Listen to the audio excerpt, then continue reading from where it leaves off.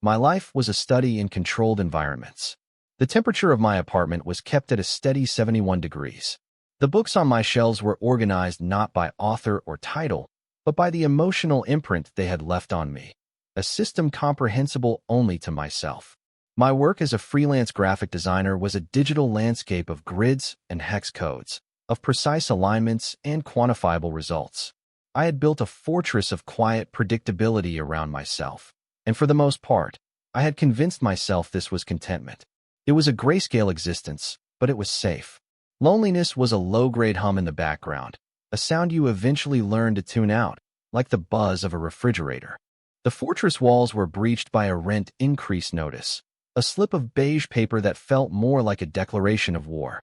My carefully balanced budget tilted, teetered, and then collapsed. The solution was as simple as it was horrifying. I needed a roommate. The thought of another human being inhabiting my space, disrupting my rhythms, leaving their own fingerprints on my curated silence, was a violation of the highest order. But the numbers did not lie. I wrote an advertisement with all the enthusiasm of a man drafting his own obituary, using sterile, uninviting language in the hopes of attracting someone equally monastic. Quiet professional sought for second bedroom. No parties. No pets. Must be exceptionally tidy. I expected a trickle of responses from pale, spectacled accountants or librarians. Instead, I got one. Just one. His name was Leo.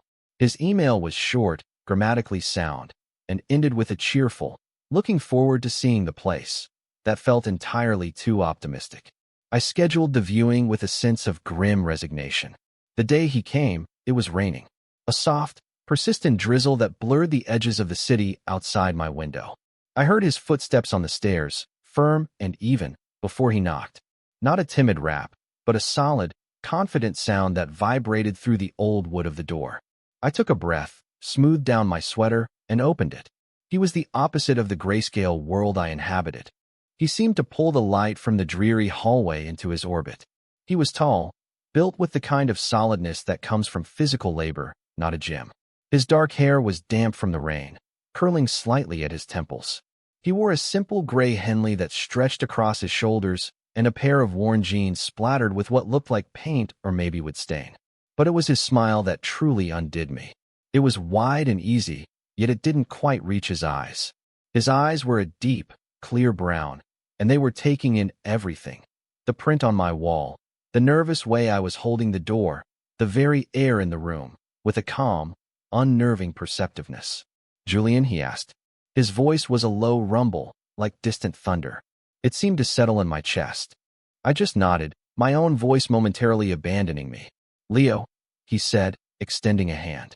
His palm was warm and calloused against mine, the grip firm and brief. He smelled of rain, damp earth, and something clean and sharp, like cedar wood. The scent was an invasion, a piece of the chaotic outside world brought directly into my sterile hallway. Right. The apartment. I finally managed, stepping back to let him in. He moved past me into the living room, and the space immediately felt smaller, more densely occupied. He did not just enter a room, he inhabited it. He walked with a quiet, deliberate grace, his gaze sweeping over my meticulously arranged books, the minimalist furniture, the single, carefully chosen piece of abstract art. I watched him, feeling like a museum curator whose prize exhibit was being appraised by an unknown expert. He did not say anything for a long moment, just absorbed the atmosphere. I found myself holding my breath. "It's quiet," he said finally, turning to face me. It was not a question. It was an observation. "I work from home," I offered, as if that explained the monastic silence. "What do you do?" He leaned against the doorframe of the kitchen, crossing his arms. The movement was casual, but it made the muscles in his forearms tighten, and my eyes snagged on the sight for a fraction of a second too long. "Graphic design, grids and pixels," he said, a flicker of understanding in his eyes. "I get it. I work with wood. Everything's about precision. The right angle, the perfect join." He pushed off the doorframe and walked toward the window, looking down at the slick, wet street. "But sometimes the wood has a different idea. A knot you didn't see, a grain that wants to go its own way. You have to learn to work with it." I had no idea how to respond to that. It felt like a piece of a conversation I was not equipped to have. I just stood there, a silent sentinel in my own home. He looked at the spare bedroom, which was clean and empty, a blank slate. He peered into the small kitchen, then the bathroom. His inspection was thorough but not invasive. It was respectful. When he was done, he came back to the living room and faced me again.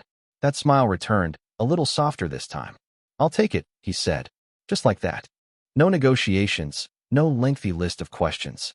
My carefully constructed defenses, my hope that he would be put off by the starkness of it all, crumbled. He was moving in. The storm was coming inside. The first week of Leo's presence was a series of subtle disruptions to my ecosystem. It began with sound. My apartment had always been a library of soft noises, the gentle click of my keyboard, the whisper of pages turning, the hum of the refrigerator. Leo introduced a new soundtrack, the solid thud of his boots by the door in the evening, the low murmur of a podcast he'd listened to while making breakfast, the soft scratch of a pencil on paper as he sat at the kitchen table, sketching designs for what I assumed were furniture pieces. He never played loud music, he never slammed doors, but his sounds were a constant reminder that I was no longer alone. They were the sounds of a life being lived, vibrant and uncontained, right next to my own. Then there was the matter of scent. I had kept my space deliberately neutral, unscented soaps and cleaning supplies.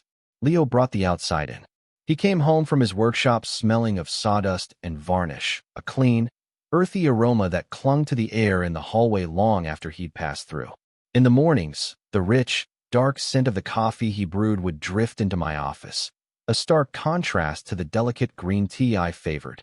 His soap was something with sandalwood, a warm, spicy fragrance that would linger in the bathroom, a ghost of his presence in the steam. I found myself breathing it in, analyzing it, cataloging it as another piece of the puzzle that was my new roommate. I became an obsessive observer, a Kremlinologist of domestic life. Every action he took was a text to be deciphered. He had a habit of leaving the newspaper on the kitchen table, folded open to the page he'd been reading. I'd find it open to the business section, the international news, but one morning, it was the arts and culture section. My heart gave a stupid little lurch. Was that for me?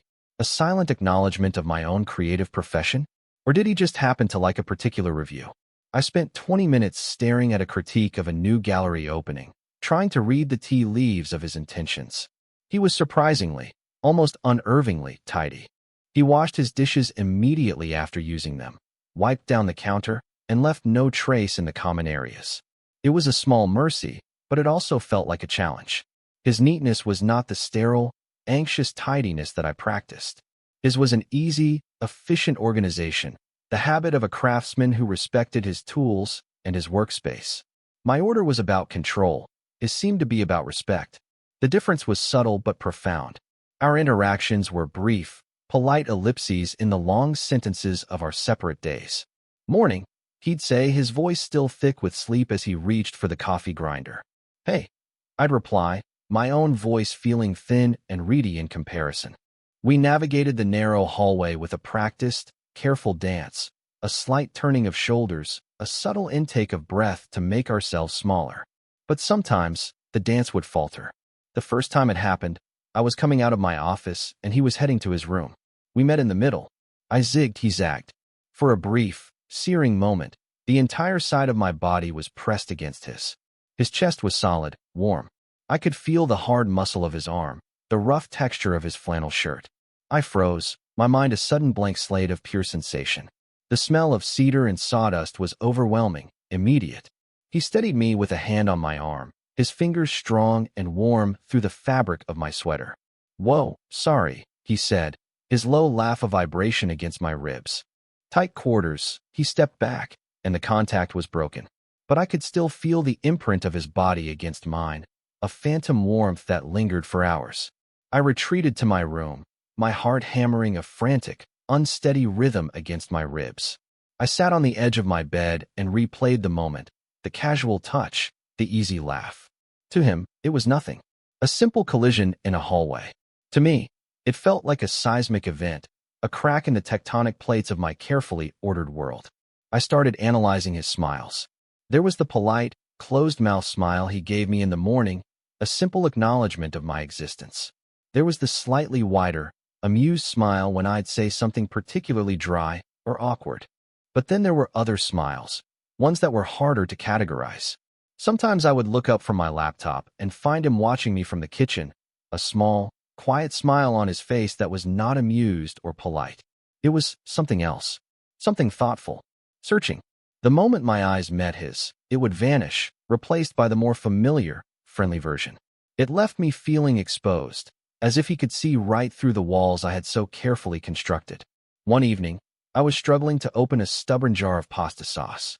My hands kept slipping, my frustration mounting into a ridiculous, outsized anger at this inanimate object. I was muttering curses under my breath when a shadow fell over me. "Need a hand." Leo was standing behind me, having entered the kitchen so quietly I hadn't heard him. I jumped, the jar nearly slipping from my grasp. "It's fine," I said, my voice tight with embarrassment. "I've got it."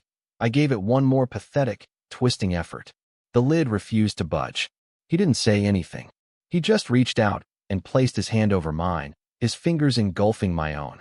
His skin was warm and slightly rough. He wasn't taking the jar from me. He was helping me turn it. His other hand came to rest on the base of the jar, his arm brushing against my back. He was so close I could feel the heat radiating from his body. I could hear the soft sound of his breathing.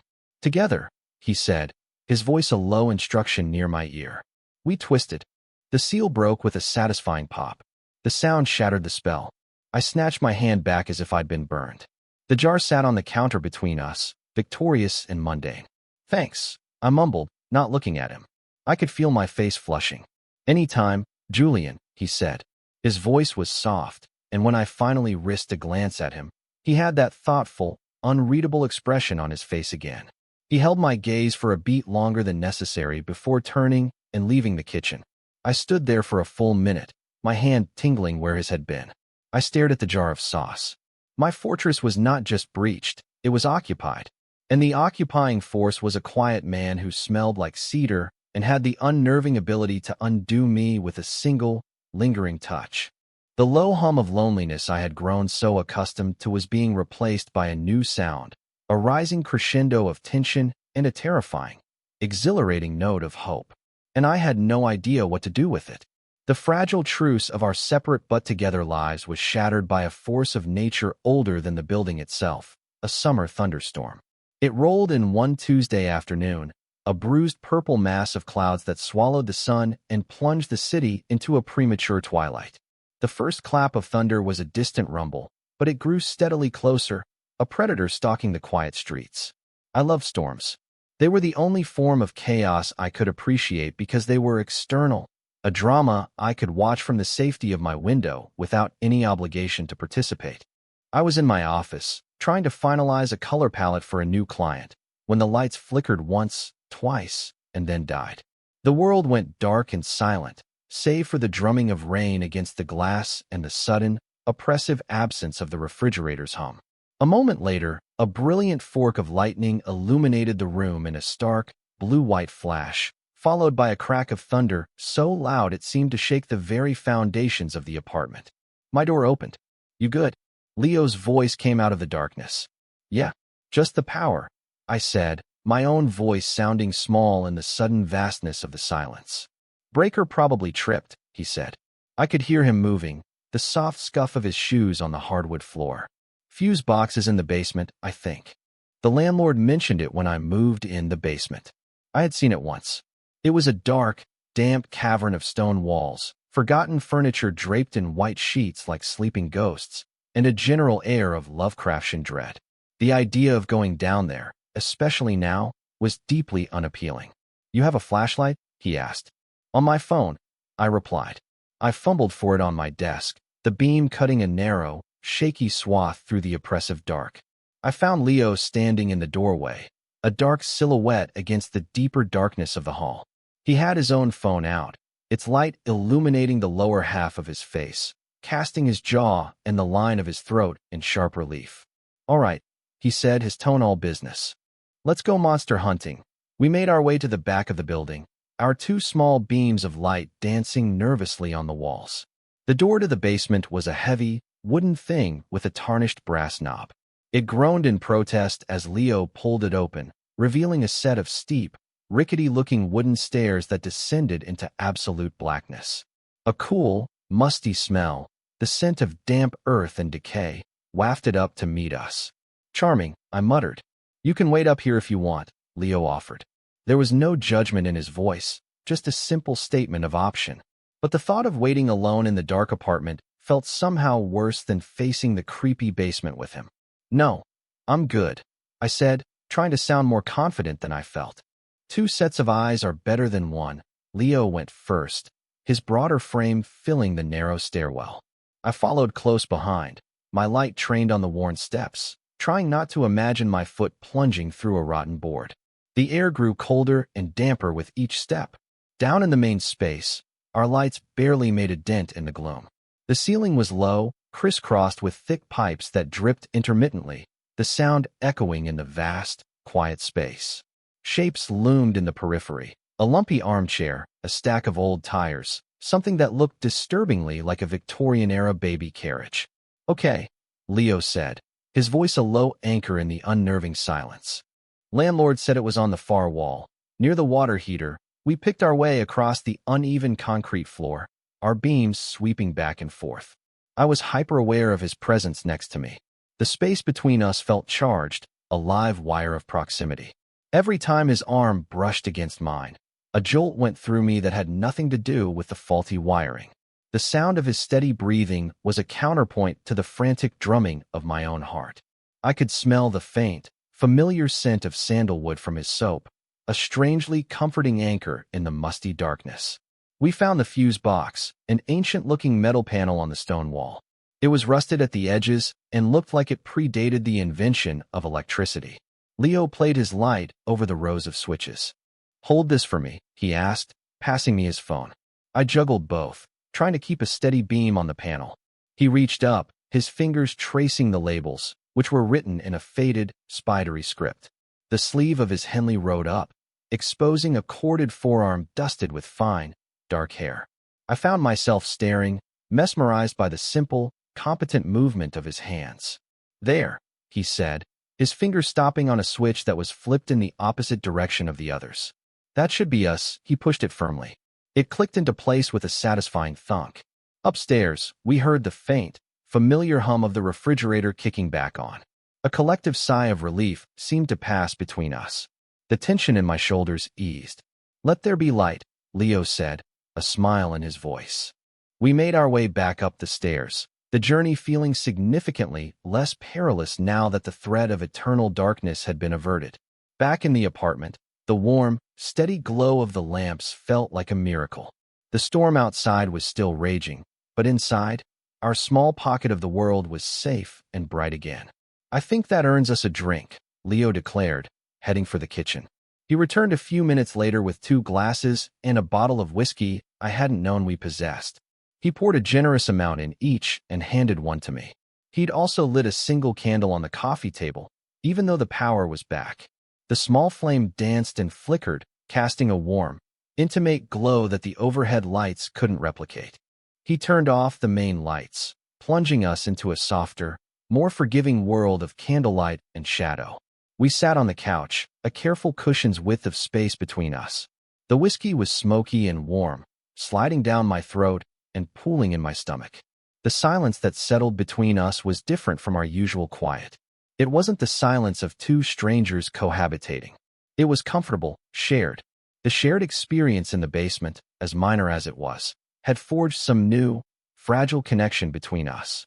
"You know," Leo said, swirling the amber liquid in his glass, "I had a place like this once. Super controlled. Everything in its right place." I looked at him, surprised. He seemed so at ease with the world, so adaptable. I couldn't picture him in a sterile, ordered environment like mine. "It was with my ex," he continued, his eyes focused on the candle flame. "He was an architect. His whole life was about lines and angles. Our apartment looked like a magazine spread. Beautiful, perfect, and completely lifeless." He took a slow sip of his whiskey. I felt like I couldn't breathe in there. Like I was just another piece of furniture he'd positioned for optimal aesthetic balance. He fell silent, but the admission hung in the air between us. It was the most personal thing he had ever shared with me, a glimpse behind the easy smile and confident exterior. He was offering a piece of his history, a small, vulnerable truth. "That's why I moved here," he said quietly. for a fresh start. Somewhere I could be messy again. He turned his head and looked at me, his gaze direct and searching in the flickering light. Your place isn't lifeless, though. It's quiet, but it's not empty. It's waiting for something. He paused, then asked, You always seem so contained, Julian. Are you ever not? The question landed like a stone in the quiet pool of my chest, sending ripples out to every corner of my being. It was too direct, too perceptive. He saw me. He saw the containment, the control, and he was asking what was underneath it all. I didn't have a prepared answer. The truth felt too raw, too exposed. I looked down at my glass, at the way the candlelight refracted through it. It's safer this way, I said, the words barely a whisper. Being contained. There's less to lose. Leo didn't respond right away. He just watched me, his expression unreadable in the dance of shadow and light. I felt stripped bare, as if he could see every fear, every lonely night, every carefully suppressed yearning. I expected him to make a joke, to lighten the mood, to retreat from the sudden, heavy intimacy of the moment. But he didn't.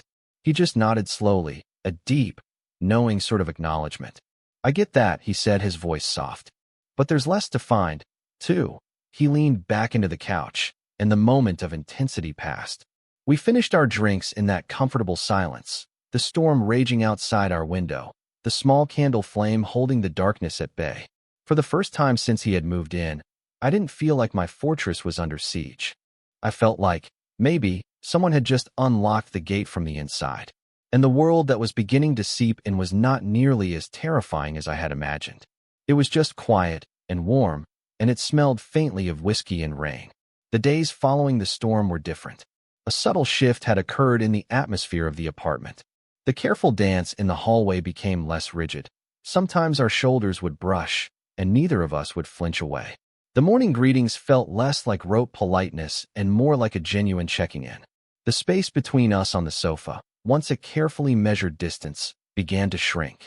It happened by degrees, an inch one night, a few more the next, until one evening we found ourselves sitting there, our thighs just barely touching, watching an old movie on my laptop. The point of contact was a small, warm pressure, a silent declaration of a new kind of normal. My internal analysis, however, went into overdrive. I replayed every conversation, every shared glance, every accidental touch. Leo's words from that night echoed in my mind. There's less to find, too. Was he talking about himself? About me? Was it a gentle prodding, an invitation? Or was I just projecting my own burgeoning feelings onto the blank screen of his casual friendliness? My mind was a tangled knot of hope and fear.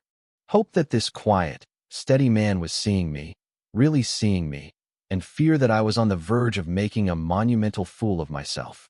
He started leaving little things for me. A particularly interesting article from the paper, set by my laptop. A perfect, ripe peach on the counter with an unspoken "this is for you" quality about it. Once, I came home to find a small, beautifully carved wooden bird sitting on my desk. It was simple, elegant, the grain of the wood flowing like feathers. There was no note. There didn't need to be. I picked it up, the wood smooth and warm in my palm. It felt like a confession. Or maybe it was just a gift.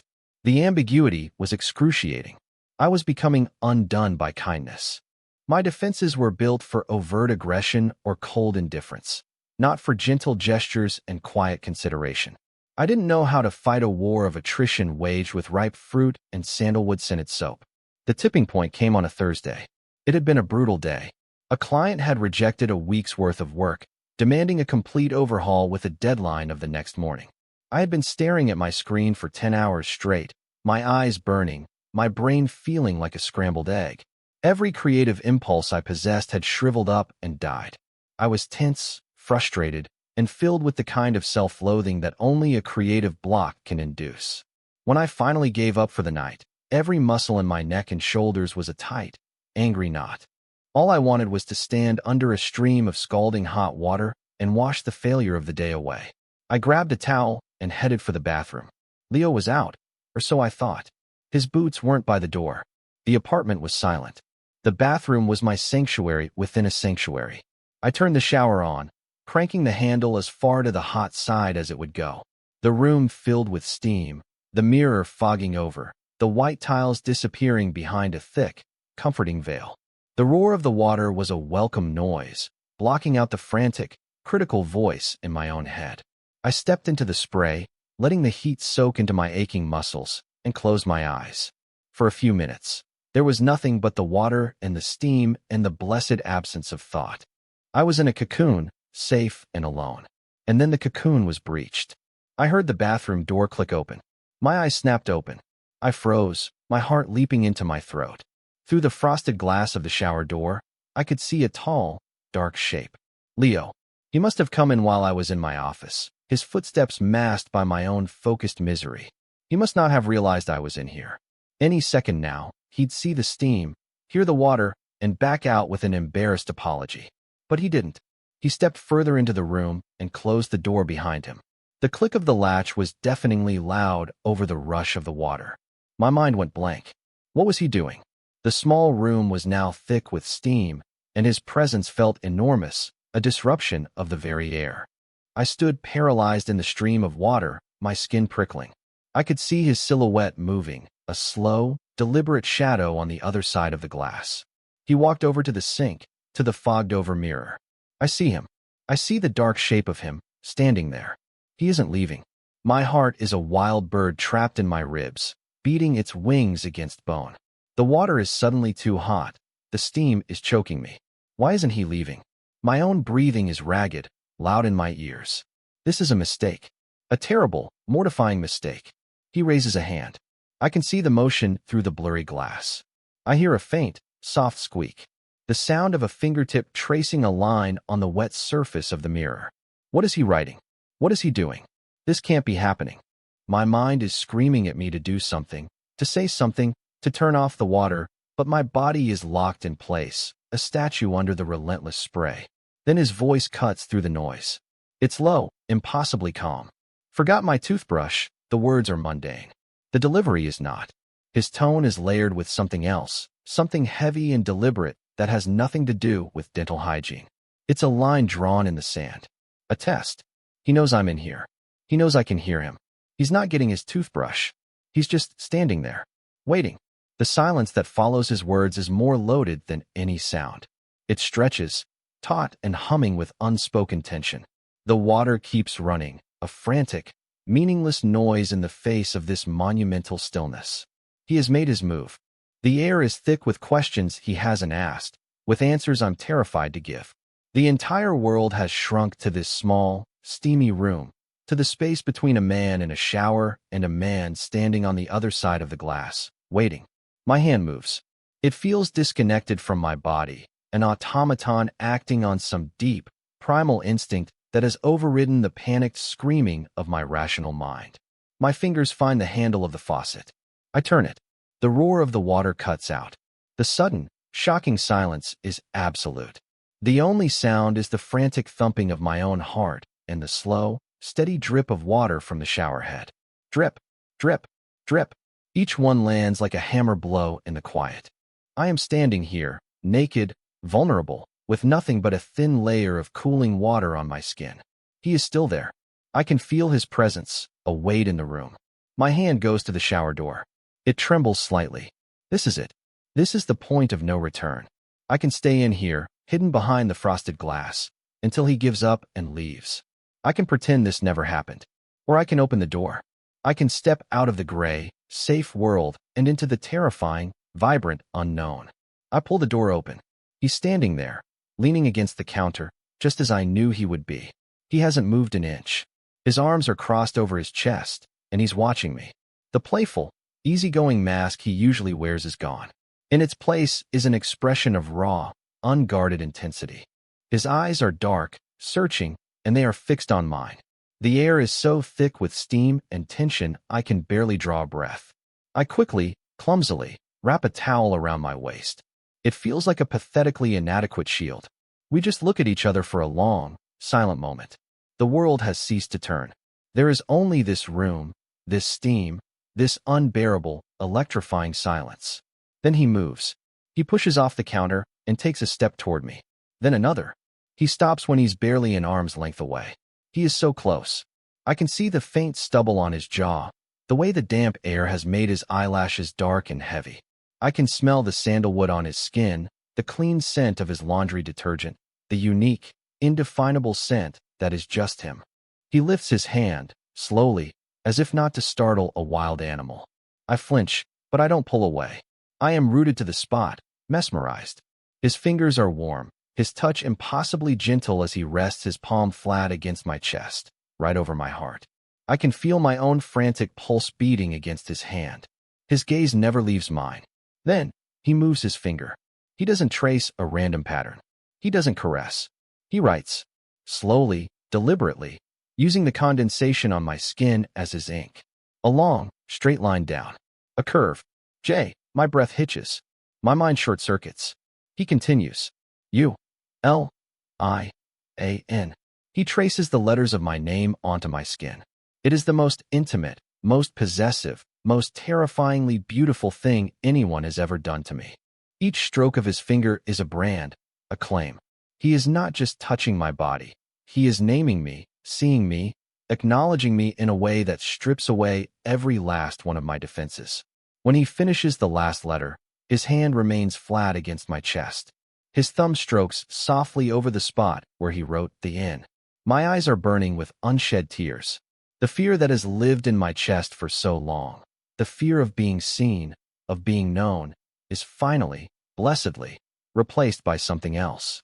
A tidal wave of pure, unadulterated yearning. I am the one who moves first. I close the last few inches between us, my body acting on a will of its own. I press my forehead against his. It's a surrender, an admission, an answer. I close my eyes, and a single tear escapes, tracing a hot path down my temple. His other hand comes up, his fingers threading into my damp hair, cradling the back of my head. His touch is firm, grounding. His palm on my chest is a warm, steady anchor in the swirling chaos of my emotions. Julian, he says. His voice is a rough, broken whisper. It's not a question. It's a confirmation. It's my name, spoken as if it's the only word that matters in the entire universe. He tilts my head up. I open my eyes. His face is inches from mine. That raw intensity is still there, but now it's softened with a vulnerability that mirrors my own. I see my own desperate hope reflected in his dark eyes. And then he kisses me. It's not a frantic, hungry kiss. It's slow. It's deliberate. It's a question and an answer all in one. His lips are soft, warm, and they taste faintly of the mint from the toothpaste he supposedly came in here for. It tastes of steam and truth, and a relief so profound it makes my knees weak. I bring my hands up to his shoulders, clinging to him, my fingers digging into the solid muscle there. He deepens the kiss, a low sound rumbling in his chest, and I meet him with everything I have, with all the silent observation, all the unspoken longing, all the lonely nights and fearful days. It's all there, in that one, honest, soul-shattering kiss. He pulls back just enough for us to breathe, our foreheads still touching, our eyes still closed. The small bathroom is our entire world. There is no client, no deadline, no carefully controlled apartment. There is just the sound of our breathing, mingling in the steamy air. There is the solid, warm weight of his body against mine. There is the lingering taste of his kiss on my lips. He didn't just step into my shower steam. He stepped into my life. And I knew, with a certainty that settled deep in my bones, that nothing would ever be gray again. The next morning, I woke up to the pale gray light of dawn filtering through my blinds. For a moment, I was disoriented, floating in that liminal space between sleep and awareness. Then, the memories of the previous night crashed down on me. The steam, his voice, his touch, the kiss. A hot flush spread from my chest up to my face. It was real. It had all been real. I lay in bed, listening. The apartment was quiet. Too quiet. My anxiety, a familiar and unwelcome companion, began to stir. It whispered insidious questions in my ear. Was he regretting it? Was it just a strange, heat-of-the-moment impulse, fueled by my own obvious pining? Had I misread everything? The terrifying possibility that I had imagined the depth of the moment, that I had superimposed my own feelings onto a fleeting physical impulse, began to take root. Finally, I forced myself out of bed. I pulled on a t-shirt and sweatpants, my armor for the day, and crept out of my room. The living room was empty. I peered into the kitchen. Leo was there, his back to me, making coffee. He was already dressed for work in his usual Henley and jeans. He moved with his normal, efficient grace, but there was a tension in his shoulders I hadn't seen before. He hadn't heard me. I stood in the doorway, my heart pounding, a spectator at my own potential train wreck. Should I say something? Should I wait for him to speak? What were the rules for the morning after you kissed your roommate in a steam-filled bathroom? There was no manual for this. He turned, coffee mug in hand, and saw me. He stopped. The easy, familiar morning smile didn't come. His expression was guarded, his eyes unreadable. The silence stretched, thin and fragile. My carefully constructed hope from the night before began to fracture. "Morning," he said. His voice was flat, neutral. "Morning," I replied, my own voice a choked whisper. He took a sip of his coffee, his eyes looking over the rim of the mug at a point somewhere past my shoulder. He was avoiding my gaze. My stomach plummeted. This was it. The retreat. He was putting the walls back up, and I was on the outside. The awkwardness was a physical thing, a third person in the room with us. He rinsed his mug in the sink, the sound of the running water unnaturally loud in the tense silence. "I'm heading out," he said, still not looking at me. "Long day at the workshop, okay?" I said, the single word feeling pathetic and small. He grabbed his keys from the hook by the door. He paused, his hand on the doorknob, his back still to me.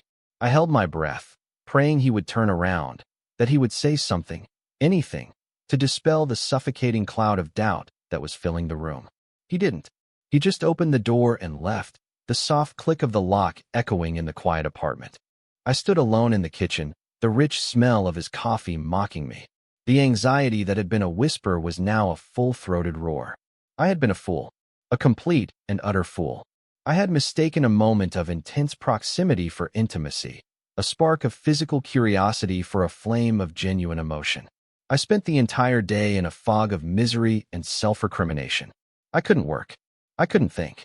I just replayed the morning's excruciatingly awkward interaction over and over, each replay confirming my worst fears. He regretted it. He was embarrassed. He was going to move out, and I would be left alone again. But this time the loneliness would be 1,000 times worse because now I knew what I was missing. By the time evening rolled around, I had worked myself into a state of quiet panic. I heard his key in the lock, and every muscle in my body tensed.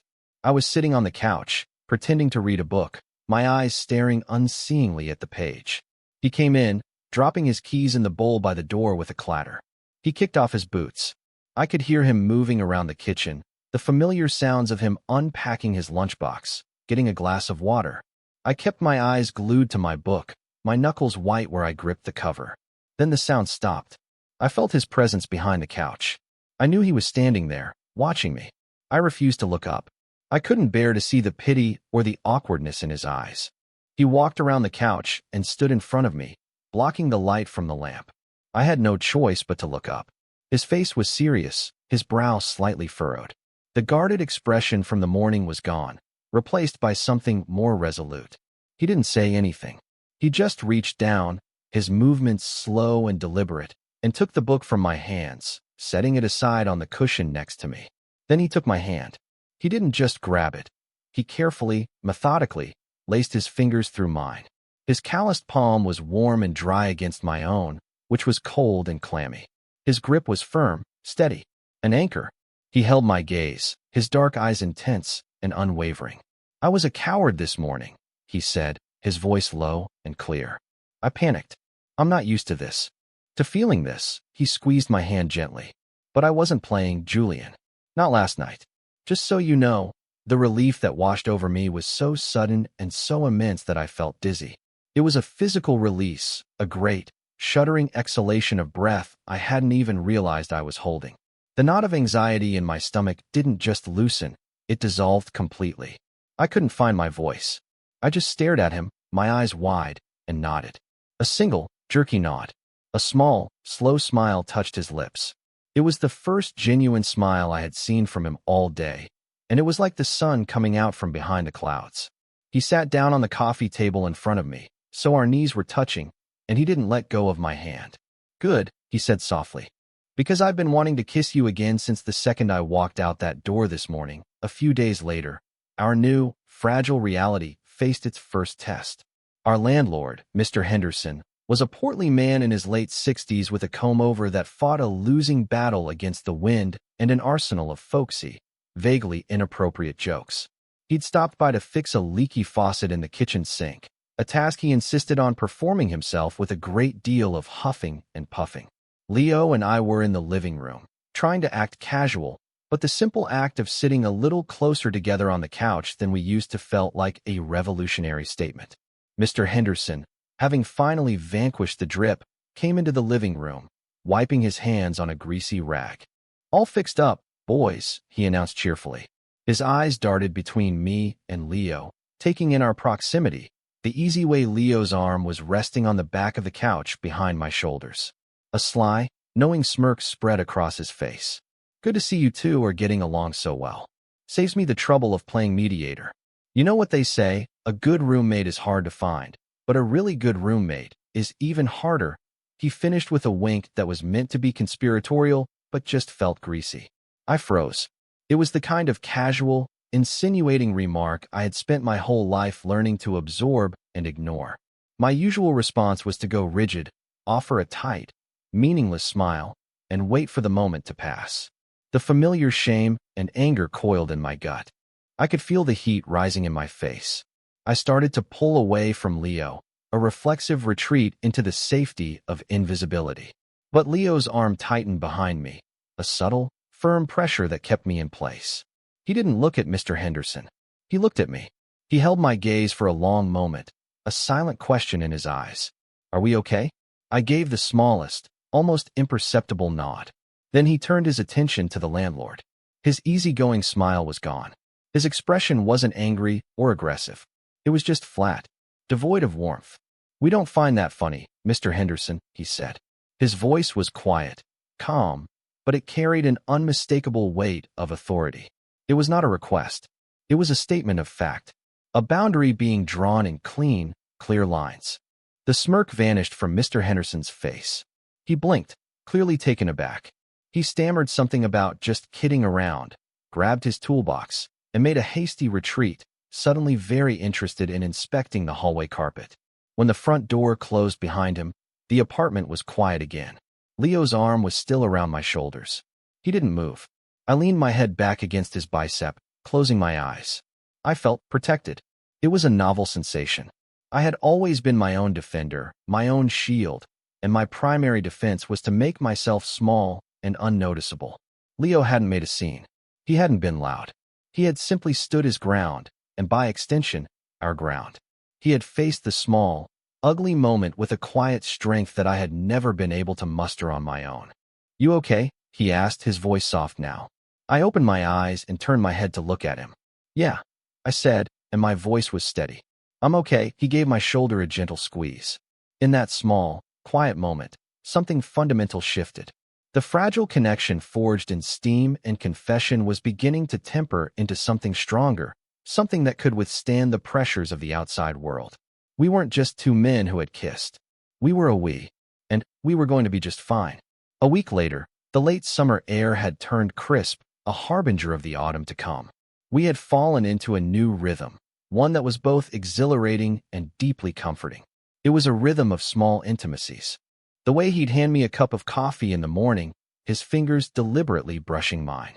The way I'd find myself migrating from my office to the living room just to be in the same space as him while he sketched. We hadn't talked about labels, about what we were or where this was going. We were simply existing in this new, shared space, learning the contours of each other's lives. One Saturday evening, we found ourselves on the small balcony that overlooked the street. The city lights were beginning to twinkle on, and the sky was a deep, bruised purple. Leo had brought out 2 beers, and we sat in the cool air, leaning against the railing, our shoulders touching. The silence between us was easy, filled with the comfortable weight of all the things that now went unsaid because they were simply understood. But I knew, and I think he knew, that we couldn't exist in this beautiful, undefined bubble forever. He was the one who broke the silence. "I've been thinking," he said, his voice a low rumble in the quiet evening. He took a long swallow of his beer, his eyes fixed on the horizon. "About that first day, I came to see the apartment. I waited, my heart giving a nervous little flutter. You looked terrified," he said, a soft, teasing note in his voice. He turned to look at me, a gentle smile playing on his lips. Like a startled deer who just realized he'd accidentally invited a wolf in for tea, I couldn't help but laugh, a short, breathy sound. That's a fairly accurate assessment, I knew right then, he continued, his expression turning serious again. I saw this whole place you'd built for yourself. So quiet and ordered. And I saw you in the middle of it. And I thought, I want to know him. I want to know what it takes to get inside those walls. He looked down at his hands, at the beer bottle he was turning in a slow circle. I'll be honest, Julian. I pushed. I saw how you watched me. I felt the tension.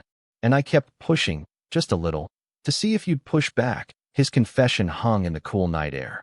He was admitting that the lingering touches, the searching looks, the loaded moments, they hadn't been in my head. They had been deliberate. He had been courting me, in his own quiet, steady way. Why? I asked, the word barely a whisper. What did you see? He turned his full attention to me, his gaze so direct and honest it felt like a physical touch. I saw someone who was hiding, he said softly. But I didn't think you were hiding from the world. I thought you were hiding from yourself. I saw how much was going on behind your eyes, how much you felt. And I wanted to be a part of it. I wanted you to let me in. It was my turn. My turn to be honest, to tear down the last remaining bricks of my own fortress. I took a deep breath, the crisp air filling my lungs. I think I've been half in love with you since the day you walked through the door, I admitted, the words feeling both terrifying and liberating as they left my lips. You were everything I wasn't. You were so alive, so present in the world. And it scared me. And it was the most wonderful thing I'd ever seen, a slow, beautiful smile spread across his face. It reached his eyes this time, making them shine in the twilight. He reached out and cupped my jaw, his thumb stroking softly along my cheek. So what do we do now? He asked, his voice thick with emotion. We've figured out how to get inside the walls. What happens now? We stop observing, I said, leaning into his touch, my voice gaining strength. And we start living. We figure it out. Together, he leaned in and kissed me. It was different from our first kiss in the bathroom. That one had been about release, a bursting dam of pin-up feelings. This kiss was a promise. It was slow and deep and full of a quiet, profound joy. It was the kiss of a new beginning, under a sky full of city stars. The story of US didn't end with a grand, cinematic flourish. It settled into something far more precious, a quiet, everyday intimacy. Our life became a tapestry woven from small, ordinary moments that were extraordinary simply because they were shared. It was in the way we'd cooked dinner together in our small kitchen, a clumsy but happy dance of bumping hips and stolen kisses over a simmering pot of sauce. It was in the way he started leaving his woodworking sketches on my desk, not for my approval, but just to share that part of himself with me, and the way I'd leave a new book on his bedside table that I thought he might like. One Sunday morning, I woke up to the smell of coffee and bacon. I wandered into the kitchen to find Leo at the stove, humming softly to himself, a faded t-shirt hanging loosely on his frame. The morning sun streamed through the window, illuminating the dust motes dancing in the air and catching the light in his dark hair. He turned and saw me, and his face broke into that warm, genuine smile that still had the power to make my heart skip a beat. "Morning, sleepyhead," he said. "Eggs, please," I said, leaning against the doorframe, just watching him. In that simple, domestic scene, I found a sense of peace that had eluded me my entire life. The quiet of the apartment was no longer the sound of emptiness. It was the sound of contentment. It was the soft scrape of a spatula against a pan, the gentle hum of the refrigerator, the sound of his breathing. It was the sound of home. Later, we sat on the couch, a comfortable silence between us. He was reading the paper, and I was just looking out the window, watching the world go by. His foot was resting against mine, a small, constant point of contact. I thought back to the man I was when he first arrived, the man who lived in a grayscale world, who equated safety with solitude, who was the terrified curator of his own empty museum. I barely recognized him. Leo had not so much broken down my walls as he had shown me how to build a door. He hadn't dragged me out into the chaotic, noisy world. He had walked into my quiet one and filled it with color and warmth. He hadn't changed me. He had simply helped me find the parts of myself I had kept locked away. He must have felt my gaze on him, because he lowered his paper and looked at me, a questioning arch to his eyebrow. I just smiled. Nothing, I said. Just, thank you.